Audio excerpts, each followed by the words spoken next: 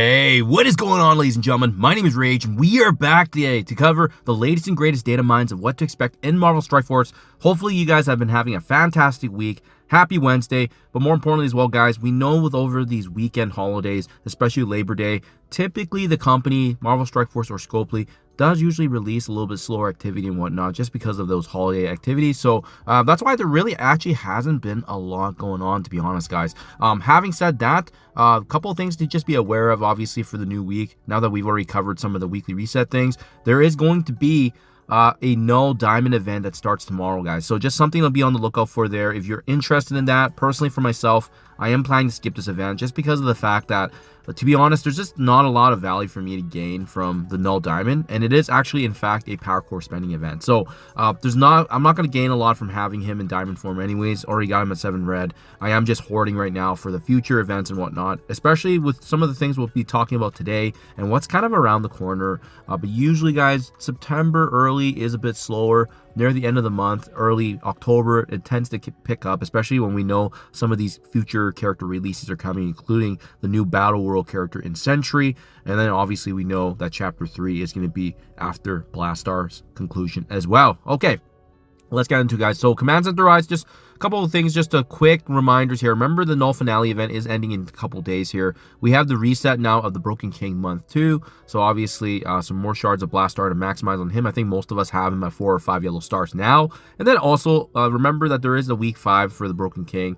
Nothing crazy in this week, really, just antimatter. There's going to be some of these Daily Bugle office that you can add to the overall monthly of activities. But other than that, I mean, it's just really a plethora of antimatter in addition to the Crimson Gear being provided here. So we do expect that next week we should see either Sebastian Shaw or Rachel Summers coming in the wave of free-to-play events. So just something to be on the lookout for there.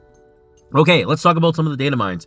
Let's cover some of the things we've already talked about, as well as what's new and coming up. So in case you missed the video from last week, guys, and again, we haven't done a data mine update in a little less than a week here, but things happen very quickly. And, you know, for all we know, after my video releases today, the game files can get patched up, so we can very much see more updates in the coming week here. But I'll keep you guys up to date as per usual. So just as a quick recap, remember that Phantom Rider has been confirmed now as a Battle Pass exclusive character, but that does not mean he's not going to come into free-to-play access, right? He's very, very similar to the way that Ares was released in multiple battle passes. We will see if that's also going to be the same thing. But remember, he joins the Secret Warriors here on War Offense. And then as well, if you do play every day, you're going to be able to get through that battle pass and obviously get some shards free to play along the way.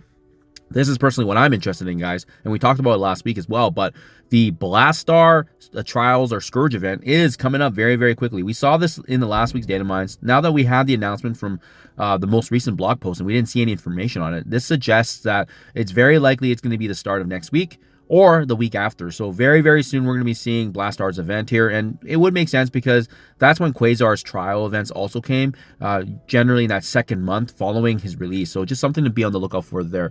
A little bit of verbiage from the information that we can see so far in the data mines is that there's, once again, 10 difficulties, as well as in addition to selecting these further packs to bolster your score. On top of that, there is going to be a leaderboard tied to this event to earn more shards and red stars of him. It remains to be seen what exactly that's going to look like, because in the past anyways, we didn't necessarily need to do well in the leaderboard to get all of the red stars. We just need to basically complete it with the given characters. But you can see here, it does specifically feature the Conquerors, obviously the new trait for Chapter 2, and as well gives us an option here of Fantastic Four MCU characters, Hellfire Club, Quasar, and BLASTAAR. So I personally have not fully invested in all my Fantastic Four. For example, the Thing and Human Torch, they're still pretty low level right now, but if I do get the option of bringing both Quasar and BLASTAAR in conjunction with my Fantastic Four, I very well may not need to actually bring that up. So that I'm holding and waiting to see what happens there so I can save a bit. Just a little bit of advice for you guys if you're also in a similar boat to myself, where you've only built up the 3 newest characters essentially for the arena meta. Okay, now let's talk about the information that we have not seen yet in the data mines since last week. So this has been all recently added in the last couple of days here. So we have live the Banshee's Fury, unlock the Wraith of the West. So earn progress towards this premium milestone by obtaining Haunted Horseshoe tokens. Complete every tier of the Phantom Rider Battle Pass to get enough tokens to reach milestone 6. Additional tokens are also available in the premium Battle Pass, which are needed to reach milestone 7 and 8, and as well as 9. So basically, that tells us that it looks like we're going to be able to at least get to milestone 6 free to play. 7, 8, and 9 is going to be the spending milestones there. So just something to be on the lookout for there. And once again, tied back to obviously the Phantom Ghost Rider variant here of his shards being free to play accessible. We have the next battle pass here also getting featured, again tying back to the Phantom Rider shard. So there's going to be antimatter currency included in addition to these Haunted Horseshoe tokens. We have these Blast Wave orb fragments that are actually getting released tomorrow. So this is all tied back to the Null Diamond event, and it does look like they're going to have these orbs that's called the Blast Wave, and it does contain BLASTAAR Ultimate Awaken ability material. So something to actually gun for if you're interested in that. I don't believe there was information on the blog on how that was actually going to get released in terms of, do you farm that? Is that going to come in the way of events, or maybe it's just spending only? We will see in the meantime. And then another orb that also got added was called the Abyssal Core Orb. So collect these fragments to open orbs containing Gear Tier 20 mini uniques and as well as other Crimson gear. So just a little further fluff there, but it looks like they're just kind of anticipating some events here where we're going to be needing some of this. So I don't know if this one's tied back to the Null Diamond, to be honest, but I know with the Blast Wave, that is for sure something to consider there, guys. So there you have it. Once again, that is now going to be what's coming up here, guys. And just a reminder as well, we had Rachel Summers getting added into the game here, respectively, last week.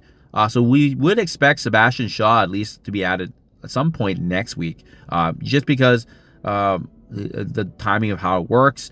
It would be really weird for it to land on a weekend, because I think Rachel Summers was last Thursday, and typically usually it's at least more than a week. So it's either going to be this upcoming Friday or possibly even the weekend or early next week. So I'm just going to say early next week. But yeah, that's how we're going to get the free-to-play unlock for Sebastian Shaw anyways, if you guys have hoarded the antimatter like myself there. And then keep in mind, obviously, Scorpion getting released yesterday. So there you guys have it, guys. Everything in a nutshell here and what's coming up. I'll keep you guys up to date as per usual. Do let me know down in the comments below, and don't forget there's also the Shadow King trials that also started yesterday that you can take advantage of as well. Danger Room also wrapping up in a few days, and just cleaning things up before obviously the next turn and the next round of events here coming our way. So there you guys have it. Thank you for your time as always, and I'll catch you guys in the next one.